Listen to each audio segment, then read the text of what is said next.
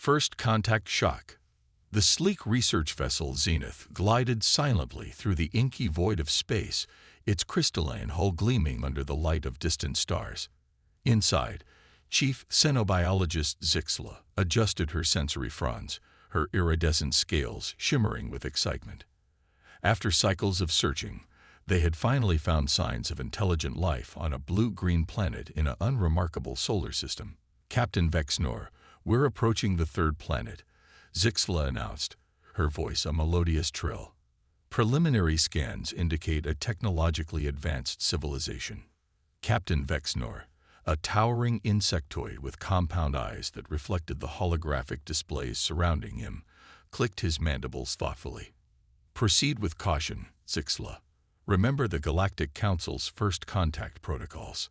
As the Zenith entered orbit, the crew watched in fascination as the planet's features came into sharp focus. Sprawling cities, vast oceans, and lush forests painted a picture of a thriving world. But it was the electromagnetic chatter that truly caught their attention. Radio waves, television broadcasts, and internet signals all pointed to a species on the cusp of interstellar travel. I'm picking up their dominant language. The ship's linguist, a gelatinous being named Blorp, burbled excitedly. Translating now. They call themselves humans, and their planet Earth. Captain Vexner's antennae twitched. Excellent. Zixla, prepare a landing party. We'll make first contact in their largest population center. As the sleek shuttle descended through Earth's atmosphere, the alien crew marveled at the towering skyscrapers and bustling streets below. They landed in a park, causing an immediate stir among the humans who had gathered to witness this historic moment. Zixla was the first to emerge, her scales shifting to a calming blue hue. Greetings, humans of Earth, she broadcasted through their hastily configured translator. We come in peace and in the spirit of scientific exchange. The human crowd murmured in awe, and a group of officials stepped forward. Welcome to Earth, a woman in a crisp suit said, her voice trembling slightly with emotion. I'm Dr. Sarah Chen, lead xenobiologist for the United Nations First Contact Division. As the two groups began to exchange pleasantries, Zixla's attention was suddenly drawn to a small furry creature trotting alongside one of the human officials. Her scales flashed a warning red. Beware, she cried out. There's a predator among you. The humans looked confused, then burst into laughter. Dr. Chen smiled warmly. Oh, don't worry. That's just Max, my golden retriever. He's harmless. He's my pet. The alien delegation froze, their universal translators struggling to process this information. Captain Vexner's exoskeleton rattled in shock. Pet, you willingly associate with a predator. Dr. Chen knelt down, scratching behind Max's ears. The dog's tail wagged furiously as he licked her face. Of course, dogs have been our companions for thousands of years. They're loyal, loving, and help us in countless ways. Zixla's scientific curiosity overcame her initial fear. She inched closer, her sensory fronds quivering. Fascinating. And this creature lives in your dwelling? Absolutely, Dr. Chen replied. Max is part of my family. Many humans keep pets, dogs, cats, birds, even reptiles, and fish. The alien crew exchanged alarmed glances. Blorp, who had been quietly observing, suddenly gurgled in surprise. Captain, I've been analyzing their data networks. It appears that humans not only cohabitate with these pets, but they also form strong emotional bonds with them. They even have an entire industry dedicated to pet care and accessories. Captain Vexner's mandibles clacked rapidly, a sign of deep distress in his species. Impossible. How can a sentient species survive while nurturing potential predators? As if on cue, a jogger ran past with a large, muscular dog on a leash. The alien delegation recoiled in horror, while the humans remained perfectly calm. Dr. Chen, sensing the alien's discomfort, tried to explain. Please, let me show you how we interact with our animal companions. It's an essential part of our culture and history. Zixla, Ever the scientist nodded cautiously. We would be most interested in studying this phenomenon. It goes against everything we understand about intelligent species and their relationship with their planet's fauna. And so the alien delegation found themselves following Dr. Chen to a nearby dog park, their minds reeling from this unexpected discovery. As they watched humans of all ages playing with dogs of various breeds and sizes, their understanding of this strange species called humans was about to be radically transformed. Captain Vexnor turned to Zixla, his compound eyes reflecting a mix of fear and fascination. I believe, Chief Xenobiologist, that we may need to recalibrate our entire approach to studying this species. These humans are unlike any we've encountered before. Zixla's scales shimmered with a complex pattern of colors, indicating deep thought. Indeed, Captain. It seems that in our search for intelligent life, we've stumbled upon something far more extraordinary than we could have imagined. As Max bounded over to greet them, tail wagging and tongue lolling, the alien crew braced themselves for what promised to be the most challenging and potentially enlightening first contact in galactic history, cultural exchange gone wrong. In the weeks following first contact, the Zenith remained in Earth's orbit as its crew engaged in a whirlwind of cultural exchanges and scientific discussions. The United Nations had set up a sprawling diplomatic compound to host the alien visitors, complete with specially designed habitats to accommodate their diverse physiologies. Despite the initial shock of discovering humanity's penchant for keeping predators as pets, the alien delegation had grudgingly agreed to continue their mission. However, tensions remained high, especially when it came to interactions with Earth's animals. Zixla stood in the compound's main conference room, her scales a swirling mix of cautious yellow and inquisitive green. She was delivering a presentation on alien ecosystems to a rapt audience of human scientists and politicians. And so, you see, she concluded, her melodious voice tinged with pride, on our homeworlds, we have achieved perfect harmony with our environments. Predator species are carefully managed in designated preserves, far from sentient populations. Dr. Chen raised her hand, a puzzled expression on her face. But Zixla, doesn't that disrupt the natural balance of your ecosystems? On Earth, predators play a crucial role in maintaining biodiversity. Before Zixla could respond, a commotion erupted outside the conference room. Captain Vexnor burst in, his exoskeleton clattering in agitation. Zixla, you must come quickly. There's been an incident. The two aliens rushed out, followed closely by Dr. Chen and several other humans. They arrived at the compound's garden area to find a scene of chaos. Blorp, the gelatinous linguist, was quivering atop a high wall, while below, a small tabby cat batted playfully at one of Blort's pseudopods that had gotten separated in the panic. It attacked me. Blort burbled in distress. That miniature predator tried to consume me. Dr. Chen couldn't help but chuckle, quickly stifling it when she saw the alien's grave expressions. I'm so sorry, Blorp. That's just Mr. Whiskers, the compound's resident mouser. He wasn't trying to eat you. He probably thought your pseudopod was a toy. Captain Vexner's antennae twitched in disbelief. You mean to tell us that you intentionally keep a predator in a diplomatic facility? This is an outrage.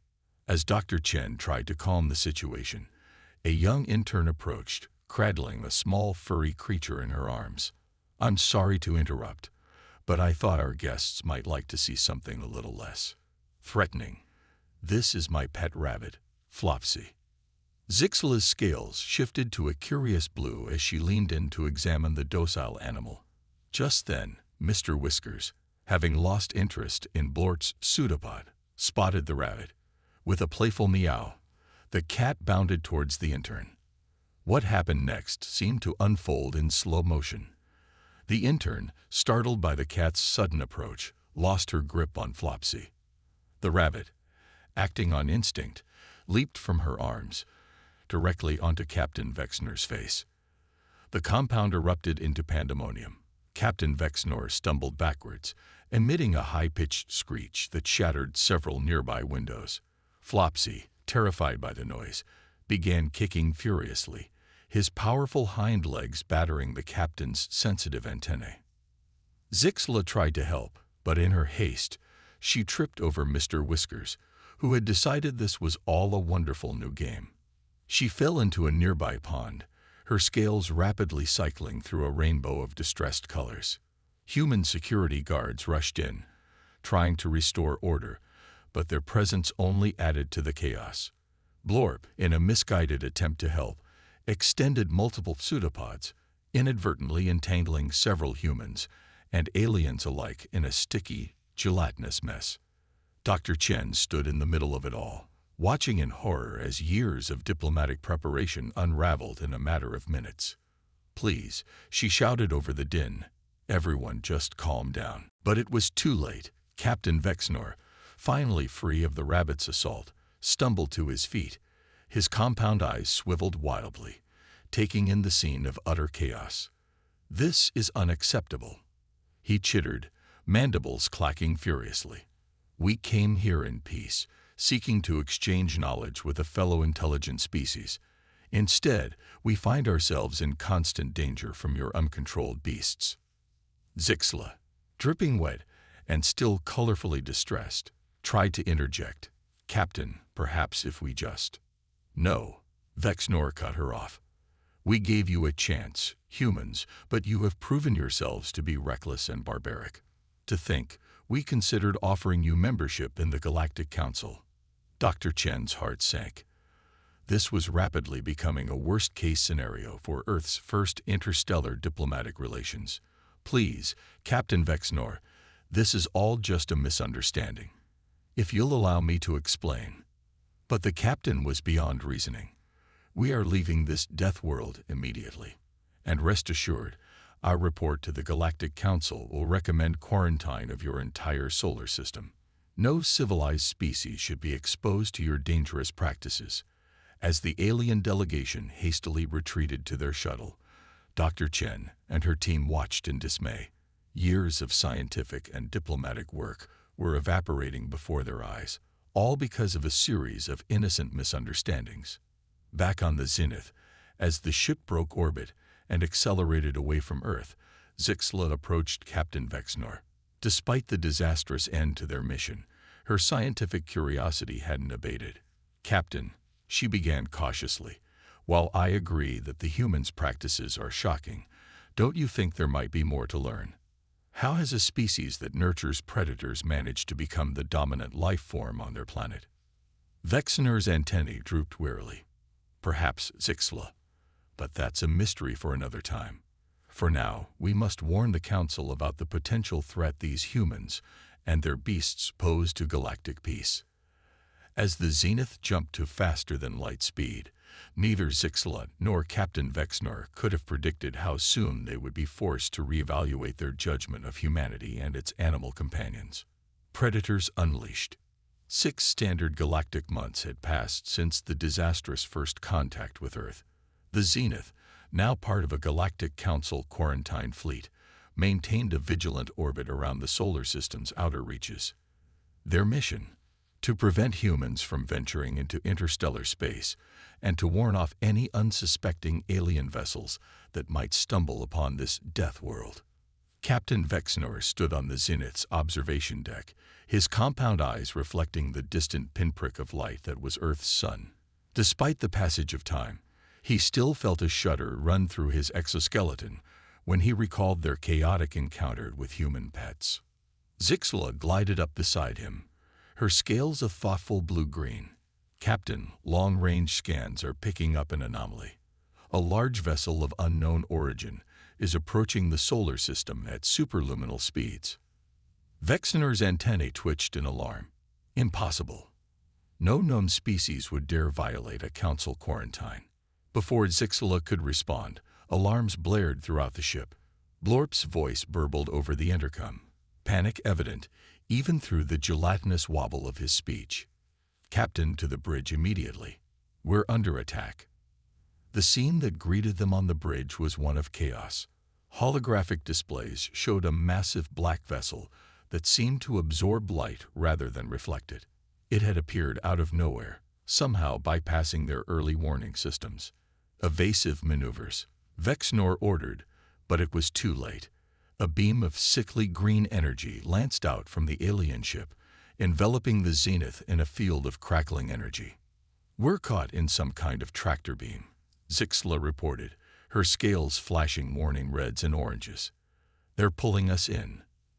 As the crew watched in helpless horror, more ships began to appear, targeting the other vessels in the quarantined fleet. Within minutes, the entire Galactic Council presence had been neutralized. Inside the colossal black ship, Captain Vexnor and his crew found themselves face to face with their captors. Towering, armored figures loomed over them, their faces hidden behind insectoid masks that reminded Vexnor unnervingly of ancient predators. One of the figures stepped forward, its voice a harsh, metallic rasp. "We are the Swarm. Your biological and technological distinctiveness will be added to our own. Resistance is futile." Zixla's scientific mind raced despite her fear. A collective consciousness, she whispered to Vexnor. They assimilate other species to enhance themselves. The leader of the Swarm turned its eyeless gaze upon her. "Correct, creature. And now we shall descend upon the world you have so thoughtfully quarantined for us. Its isolation makes it the perfect target." Vexnor's mandibles clacked in distress. "No, you don't understand. That planet is dangerous. The dominant species consorts with predators." A chilling sound emanated from the Swarm leader, something that might have been laughter. "All the better. We shall absorb their strength and that of their beasts. We will become unstoppable." As the Swarm armada began its ominous approach to Earth, alarms blared in military installations across the planet. Dr. Chen, who had been monitoring deep space communications ever since the aliens' abrupt departure, was among the first to realize the magnitude of the threat. "We need to broadcast a warning," she urged the hastily assembled Global Defense Council. "Humanity needs to prepare for invasion." As the world erupted into frenzied preparation, an unlikely alliance was forming aboard the captured Zenith. Vexnor turned to Zixla, his compound eyes reflecting grim determination. "Much as it pains me to admit it, the humans and their pets may be this system's only hope against the Swarm. We must find a way to warn them." Zixla nodded, her scales rippling with a mix of fear and resolve. "I think I can reconfigure our long-range communicator to piggyback on the Swarm's transmission. But Captain, if we do this, we'll be violating the quarantine. We'll be outcasts from the Galactic Council." Vexnor's antennae drooped momentarily before straightening with newfound purpose. "The Council isn't here, Zixla. We are. And right now, we're all that stands between humanity and annihilation." As Zixla worked feverishly to establish communication with Earth, the first wave of Swarm ships entered the atmosphere. In cities around the globe, people looked up in terror at the vast, dark shapes descending from the skies. But humanity, as the Zenith's crew was about to discover, did not intend to go quietly. As the first Swarm troops began to materialize on the streets of New York, London, Beijing, and countless other cities, they were met not only with military resistance, but with an unexpected army of four-legged defenders. In Central Park, a squad of Swarm soldiers advanced implacably toward a group of cornered civilians. Suddenly, a cacophony of barks filled the air. A pack of dogs, pets that had escaped or been released by their owners in the chaos, charged at the invaders. German shepherds, Rottweilers, and even tiny but fierce Chihuahuas swarmed the aliens, their natural pack instincts kicking in as they defended their human companions. The Swarm, for all their advanced technology, found themselves unprepared for the ferocity and unpredictability of Earth's fauna. In the Amazon, jaguars and anacondas ambushed Swarm patrols. In the Australian outback, packs of dingoes harried the invaders. And in urban centers worldwide, domestic cats proved their worth as more than just mousers, their lightning-fast reflexes and sharp claws finding chinks in the Swarm's armor. Aboard the Zenith, Vexnor and his crew watched in awe as humans and animals fought side by side against the swarm. Zixla's scales shimmered with a newfound respect. "Captain," she said softly, "I believe we may have misjudged these humans. Their bond with Earth's creatures, it's not a weakness. It's their strength." Vexnor nodded, his mandibles clicking thoughtfully. "Indeed. And now we must do our part to ensure that strength prevails." As the Zenith's crew worked to sabotage the swarm from within, the battle for Earth raged on. Humanity, standing alongside its loyal animal companions, faced its greatest challenge yet: the fate of not just one world, but potentially the entire galaxy, hung in the balance. Reluctant alliance. The skies over Earth roiled with the chaos of battle. Swarm ships darted between skyscrapers, their energy weapons carving swaths of destruction. Human fighter jets engaged in desperate dogfights, their pilots pushing their machines to the limit against the technologically superior invaders. On the ground, the scene was no less frantic. In Washington, D.C., Dr. Sarah Chen found herself in an unlikely command center, the National Zoo. Surrounded by military personnel and a motley crew of zookeepers, she coordinated a most unusual resistance effort. "Teen Whiskers, what's your status?"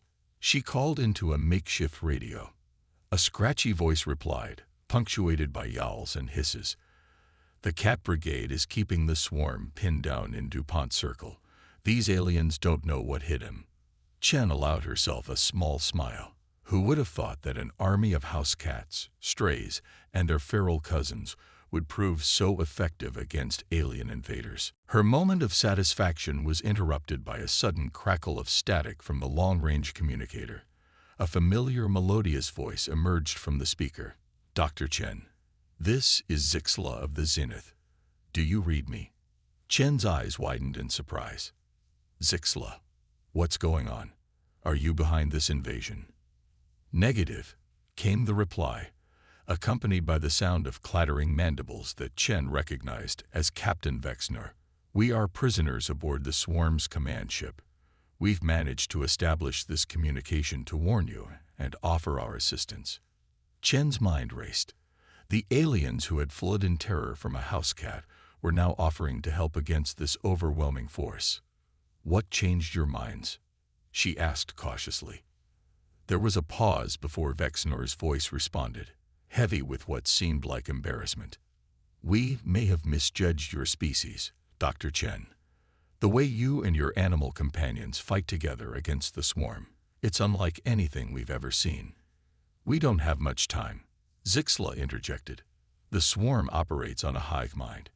If you can disrupt their central consciousness, their entire invasion force will be thrown into disarray." Chen leaned in, her scientific curiosity piqued despite the dire circumstances. "How do we do that?" "Their command ship has a central node," Vexnor explained. "Destroy that, and you'll sever the link between the swarm's group mind and their troops on the ground." As Chen relayed this information to military command, a plan began to form. But they needed a way to get to the command ship hovering in low Earth orbit. Conventional aircraft wouldn't make it past the swarm's defenses. It was a young zookeeper who proposed the wild idea. "What about the eagles?" she suggested, pointing to the raptor enclosure. "They're fast, agile, and can fly higher than any other bird. If we could somehow equip them with miniaturized weapons." Chen's eyes lit up. It was crazy, but then again, so was fighting aliens alongside house pets. "Get me the best trainers and engineers we have," she ordered. "We're going to weaponize freedom." Over the next 48 hours, as the battle raged across the globe, a secret project unfolded. Military engineers worked alongside falconers and tech experts to create lightweight, bird-mounted EMP devices. The plan was to use the Eagle's incredible speed and maneuverability to bypass the swarm's defenses and deliver a localized electromagnetic pulse to the command ship's central node. As the makeshift Eagle squadron prepared for their mission, Chen received another transmission from the Zenith. "We've managed to create a brief window in the swarm's defenses," Zixla reported. "But we've been discovered. We don't have much time. Chen looked at the team of humans and birds assembled before her. It's now or never, she said grimly. High above Washington, D.C., a formation of bald eagles took to the sky, each carrying a specially designed EMP pack. As they soared towards the swarm command ship, the aliens finally noticed the approaching threat. Energy beams lanced out, but the birds' natural agility, honed by millions of years of evolution, allowed them to dodge with incredible precision. Aboard the Zenith, now held in a detention field within the massive swarm vessel, Vexnor and Zixla watched the approaching eagles with a mixture of awe and disbelief. I never thought I'd say this, Vexnor chittered, but I'm rooting for the predators. Zixla's scales shimmered with agreement. Perhaps, old friend, we've been thinking about predators all wrong. Look at how they work with the humans, not against them. As the eagles neared their target, the swarm's defenses intensified. Several birds fell, their sacrifice allowing their comrades to press on. In a final breathtaking dive, the lead eagle, a magnificent specimen named Liberty, streaked towards the pulsing central node of the swarm ship. At the last moment, Liberty released her payload and banked hard. The EMP device struck true, detonating in a spectacular flash of blue-white light. For a moment, everything seemed to pause. Then, chaos erupted. All across Earth, swarm troops suddenly stopped in their tracks, their coordinated attacks dissolving into confused individual actions. The command ship itself began to list, its systems failing as the EMP cascaded through its neural network. As klaxons blared and emergency force fields flickered, Vexnor turned to Zixla. I believe, Chief Xenobiologist, that it's time we made our exit. Working quickly, the alien crew managed to disengage the Zenith from the failing swarm vessel. As they pulled away, they watched in amazement as the massive ship began to break apart, raining debris into the upper atmosphere in a spectacular light show. On the ground, humans and their animal allies pressed their advantage. Dogs herded confused swarm troops into containment areas. Cats continued their guerrilla tactics, harassing and disorienting the invaders. And in a supreme irony, many swarm soldiers found themselves being rounded up by local animal control units, their advanced armor proving no match for good old-fashioned catchpoles. As the Zenith descended towards the National Mall in Washington, D.C., Vexnor and Zixla prepared themselves for a reunion with the humans and their pets that they now saw in a whole new light. You know, Zixla, Vexnor mused, his mandibles clicking thoughtfully. I believe we may need to radically revise our understanding of interspecies relationships. Zixla's scales rippled in agreement, displaying a complex pattern that conveyed both excitement and apprehension. Indeed, Captain. It seems we have much to learn from these humans and their animal companions. As the Zenith touched down and its ramp extended, the alien crew found themselves face to face with Dr. Chen, flanked by a contingent of soldiers, civilians, and a veritable Noah's Ark of animals. The moment of truth had arrived. Would this reluctant alliance forge a new understanding between species, or would old fears resurface? The fate of interstellar relations, and perhaps the future of the galaxy itself, hung in the balance as human, alien, and Earth's animals stood on the precipice of a new era. A new understanding. The dawn broke over a changed Washington, D.C. The National Mall, usually pristine and ordered, now bore the scars of battle. Debris from swarm ships littered the grounds, and makeshift barricades stood as silent testaments to humanity's desperate defense. Yet, amidst this chaos, an unprecedented gathering was taking place. Dr. Sarah Chen stood at the base of the Lincoln Memorial Steps, flanked by an eclectic group. To her right were military officials and world leaders, their faces etched with the fatigue of sleepless nights and hard-won victory. To her left stood Captain Vexnor and Zixla, their alien forms a stark contrast to the human crowd. And surrounding them all was a menagerie of Earth's animals. Dogs, cats, eagles, and even a few zoo escapees, including a particularly inquisitive capuchin monkey. As the morning sun climbed higher, casting long shadows across the mall, Chen stepped forward to address the assembled crowd and the billions watching via hastily restored global broadcasts. "People of Earth," she began, her voice carrying a mix of exhaustion and hope, "we have faced our greatest challenge and emerged victorious. But this victory belongs not just to humanity, but to all of Earth's creatures who stood with us against the swarm." She gestured to the animals around her. "These beings, whom we've long called pets or wildlife, have proven to be our truest allies. They fought not because we commanded them, but because the bond between our species runs deeper than we ever realized." Vexnor stepped forward, his mandibles clicking softly as he addressed the crowd. "When we first came to your world, we saw your relationship with these creatures as a sign of barbarism, of an uncivilized species consorting with predators." He paused, his compound eyes scanning the audience. "We were wrong." Zixla joined him, her scales shimmering with a complex pattern of colors that conveyed respect and admiration. "What we perceived as a weakness turned out to be your greatest strength.